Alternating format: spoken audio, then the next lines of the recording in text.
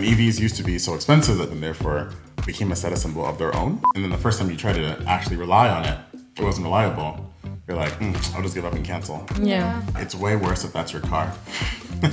And are you gonna stop traveling so much? It's accurate, clean, predictable, scalable data. If you can measure behavior, you can predict behavior. This is the kind of manipulation I like. This is Create What Matters. Welcome to Create What Matters, the videocast where we explore creativity, conscious entrepreneurship, and leadership that makes a difference. I'm your co-host, Ale. And I'm Letty, and today we are excited to bring you another incredible conversation that we hope will inspire you to create what truly matters, both personally and professionally. That's right. Today we're diving deep into the powerful intersection of design, technology, and environmental impact. In a world facing urgent climate challenges, how we design sustainable solutions matters deeply. And green tech companies like Monta are at the forefront of this transformation, creating platforms that help accelerate the transition to electric vehicles. We're thrilled to welcome our guest, Kevin Hawkins, for the second time. Not to talk about kinky stuff today, but to talk about green tech. If you haven't seen that episode, I definitely recommend it. Kevin is now the VP of design at Monta, but he's a very experienced UX UI designer. He's going to tell us about his journey. And he has extensive experience in creating user-centered design solutions, now focused on sustainability technology and how we interact with it every day. Welcome to our podcast, Kevin. Welcome, Kevin. Kevin, welcome again. Thank you for having me. We're so happy to have you again. Your work exemplifies what this chapter of the video podcast is about, impact beyond profit, demonstrating how thoughtful design can drive both business success and meaningful environmental impact at the same time. Yes.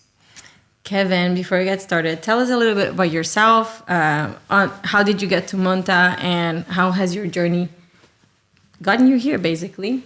Yeah, certainly. So I was born in the U.S. in a family of West African Liberians, Filipino and American people who traveled a lot when I was growing up. And I got exposed to different ways of working, different vehicle, bus types, different ways of eating food, different cultures in 20 different ways. And then I moved to Europe about 10 years ago after working mostly in fintech and in marketplace companies. I worked at Booking.com, worked at Uber, Spotify, Glovo in Spain. And several times I got the ability to work on food waste projects or green transportation, or let's say like efficient, sustainable building projects. And I said, this would be so much better if I did this all day, every day, versus just one or two projects a year. And then I got the opportunity to join Monta. Nice. Right, so you've been working as a VP of design for a while, and now in many different companies, and now in Monta. So as a VP of design, or UX and UI, how do you balance creating intuitive, user-friendly interfaces with advancing and working towards a company's broader environmental mission? How do you balance those two areas? Yeah, actually, I don't see them as two separate areas. I see them as like one kind of path where we're holding hands, if I can be cheesy for one moment. Like the goal is to increase learnability, understanding, desire, motivation for doing the thing that is right and making people feel like they have freedom of choice and free will. So we want people to feel like they have mobility, right? The same way they would with an ICE car, like a diesel gas-powered car. We want them to feel like they have freedom of movement, so they're not limited by range or range anxiety, which is the big thing. So we do lots of behavioral psychology projects. We actually try to understand the anxiety, the factors of anxiety. Misinformation is a big thing in the world. There's a lot of it in green tech and climate tech about what can't be done, what could be done. The advancement of technology moves so fast. It moves especially fast in this area of science. 10 years ago, you could barely get a car that could go across the country. And now we can move trucks. Now we can move trains. Now we have yachts and boats that are fully electric. We have electric helicopters and planes coming out. And Monta is all about the full end-to-end network, not just the vehicles on the ground, but the vehicles in the air and the water and everything it needs to operate as a network. The grid, load balancing, and everything in between. Can you tell us a little bit about what is exactly the role of a VP of design in those companies? Because I think that people understand UX and UI in some perspectives, but your work as a VP of design, as you were saying, goes beyond that. So can you explain a little bit of what actually you do? Yeah. So Besides a lot of meetings. lots of meetings. Yes. So I'm the VP of Design and Research.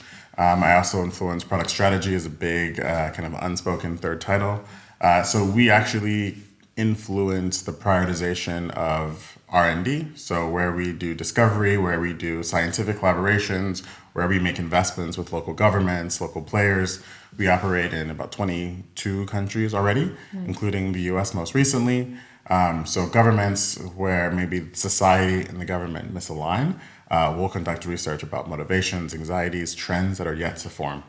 So we can kind of predict adoption of a new technology. We then have to do kind of like learning and development techniques within the product, within the service, within our website and our marketing to kind of bring people who are early adopters along quickly and then get to the laggards who are rejecting new technology, who don't believe in the speed of, improvement of progress in the technologies. And we then also advise partners, hardware manufacturers, car manufacturers, tree manufacturers, governments, and then we use lots of science and data to kind of guide funding towards people who are having the best success and getting best practices shared globally. So it's kind of my job to kind of direct insights around the organization.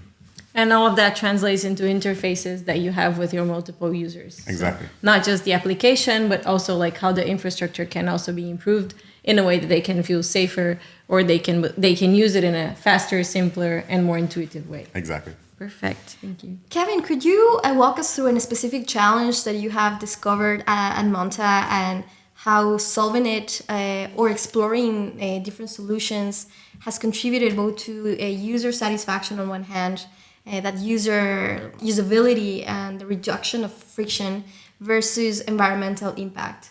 Yeah, perfect. We have an example at Monta called the power bank. And like all products, it needs to be adopted, it needs to be activated. People have to continuously use it to get the full value. And design and research plays a big part of that. We are both educating customers on what a product is before they buy. We then also educate them on best practices of how to use it, when to use it, and how to get the most value. A power bank is really important for getting to mobility for everyone because the easiest time to do a full charge of any vehicle is when it's not in use. So for a personal vehicle, it's in the home, it's residential purposes. And so the power bank, let's say Tesla made it very famous, has been something that's been tried to, let's say, make it popular for a very long time. The idea of making this investment, doing construction in your house, having a new power grid line created, there's tons of friction points where the customer gets confused, scared, anxious, and we kind of push them along with data. Customers like you who have adopted this technology save 80% of cost on electricity. When you have a power outage or a storm, your vehicle is not going to not work because you have a gas station in your garage because your power bank is always there. It's like a power bank for your phone. And the power bank technology at Monta has already saved roughly 2,250 plus households worth of power for a whole year, just because it's sitting there waiting to be used at any time. And it's also being charged at the lowest cost point when electricity is charged the least, not during peak times.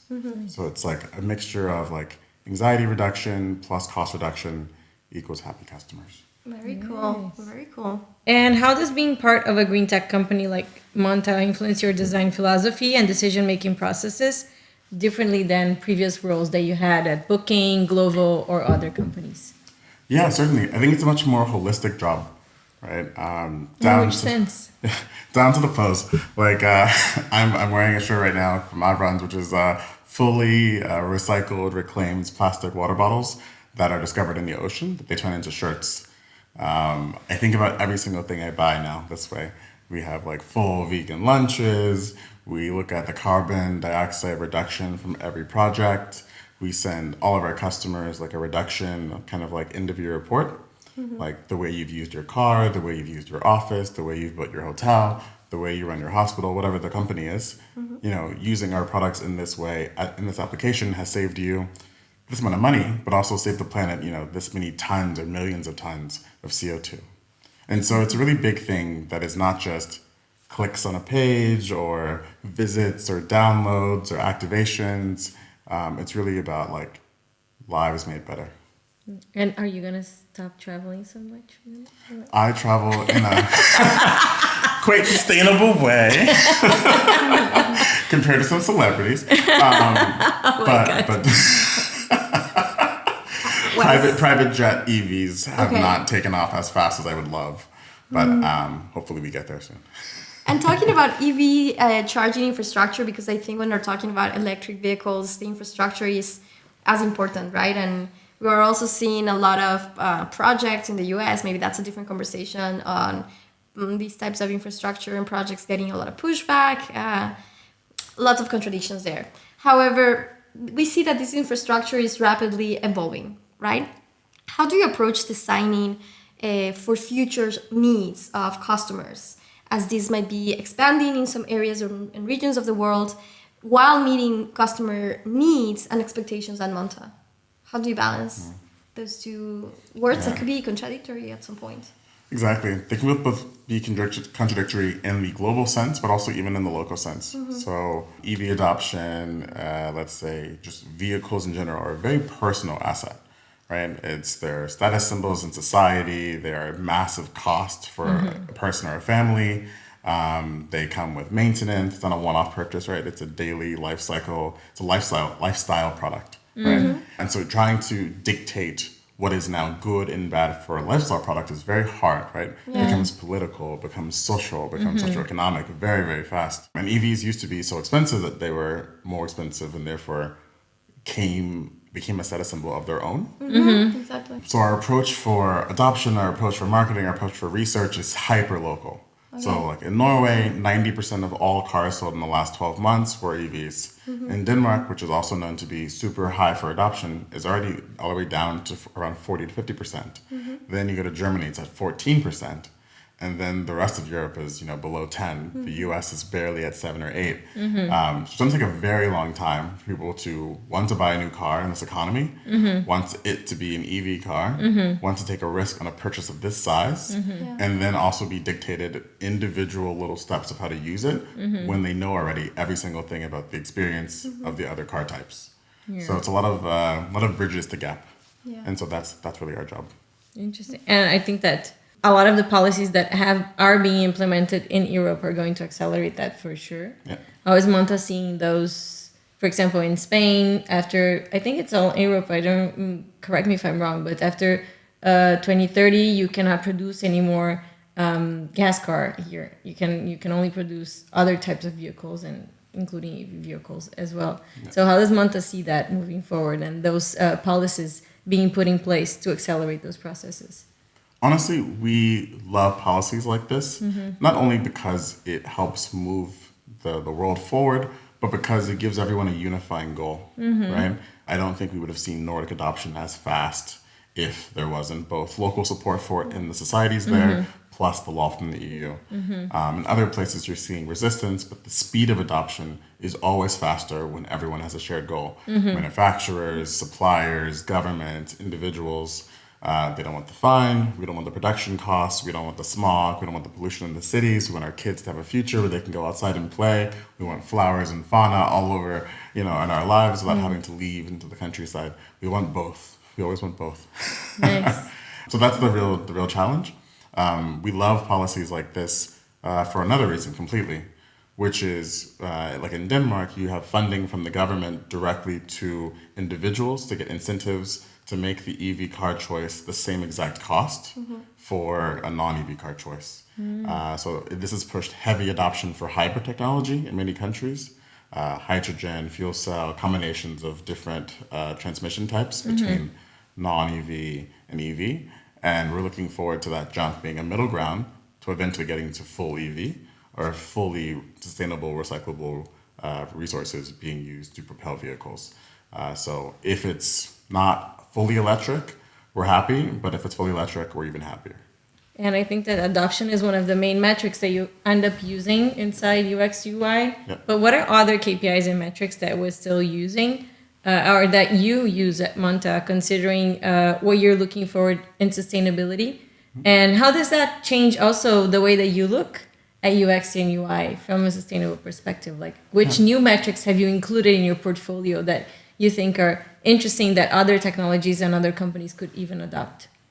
Yeah, honestly, some of the best digital products use the same metrics as us. The first time you use any new product after you purchased it, you want the first experience to be good. Yeah. We call this like first time user experience, Yeah. right? It has to be really good because this is a great moment for you to back at, right? If you're not sure, if you're uncertain, if you took this choice and you were it was a bit risky in your mind, Yeah. and then the first time you tried to actually rely on it, it wasn't reliable.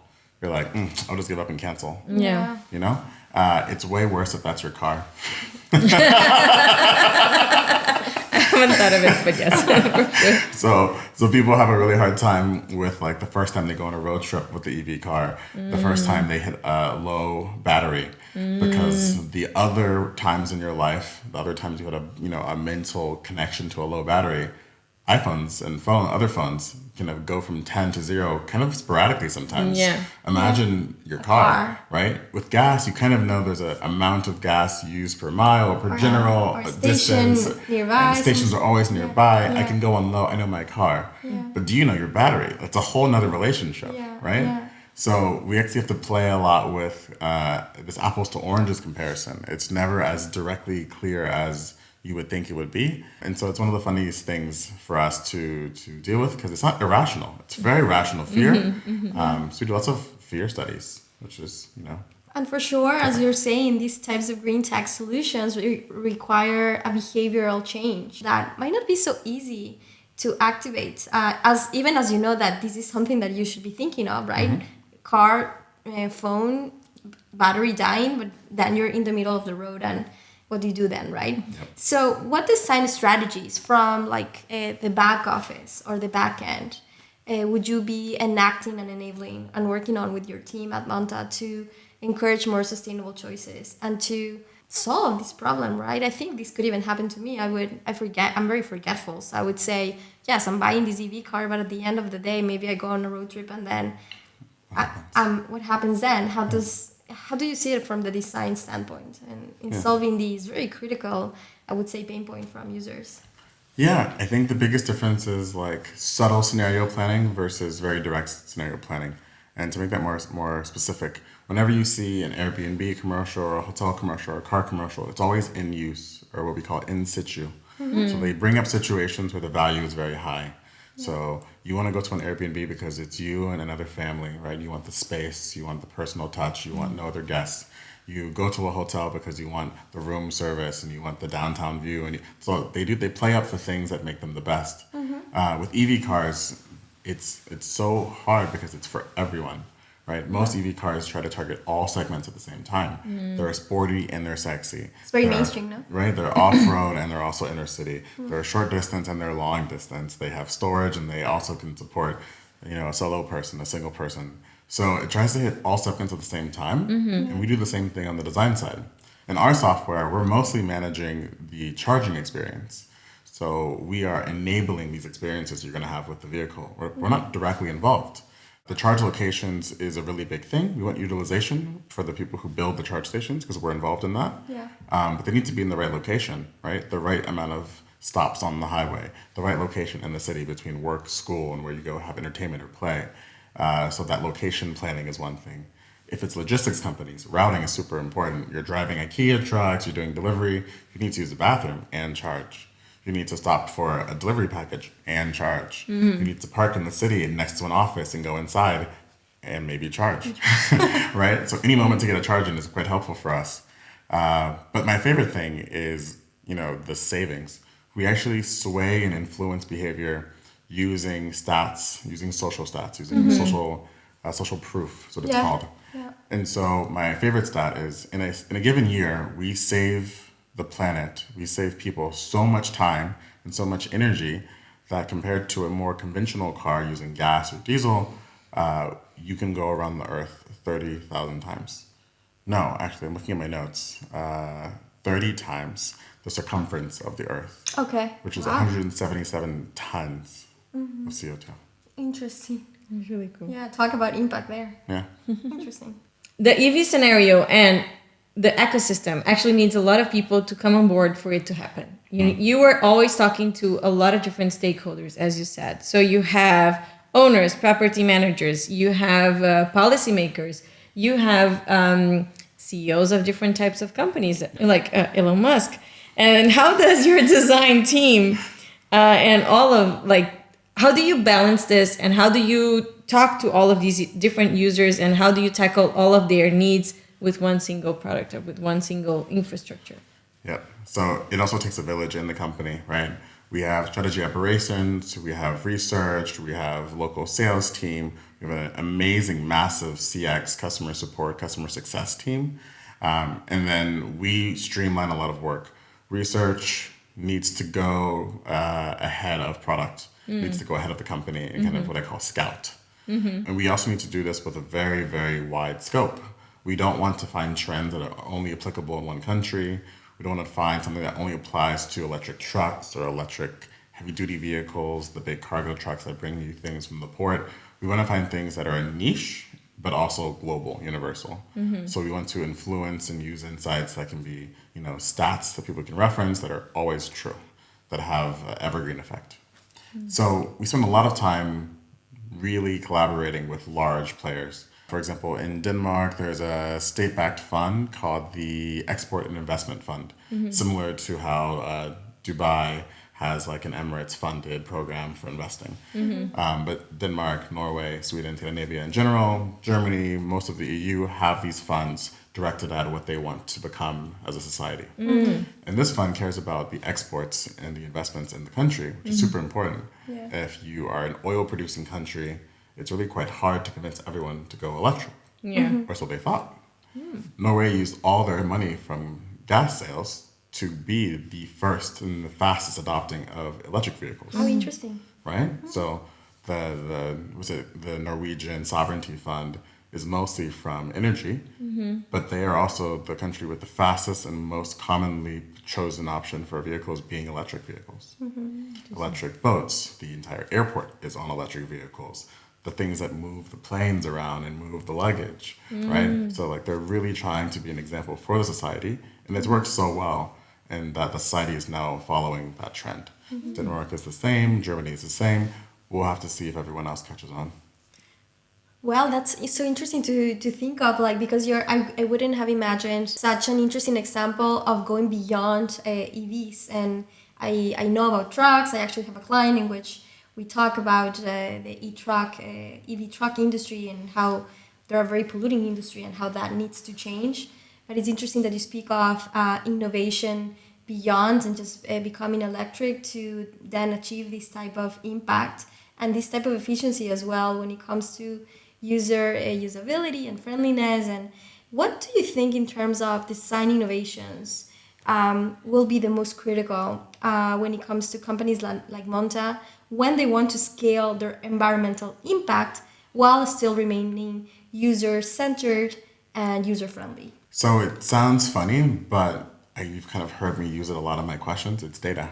It's accurate, clean, predictable, scalable data. If you can measure behavior, you can predict behavior. And if you can predict behavior, you can influence behavior.